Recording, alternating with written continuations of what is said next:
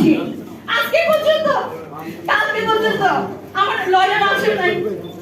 আমি এখন আপনাদের মনুষ্যত্বের জায়গা নাই, এখন বিবেককে আমি লক্ষ টাকার জন্য, কোটি টাকার জন্য যদি হইতো তাহলে কেন আমাকে অফার করলো?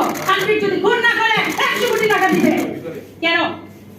আমার সেই মগজ আছে না, আমি নিব না। আমাকে মেরে ফেলতে পারবে কিন্তু বিক্রি আমি হতো না।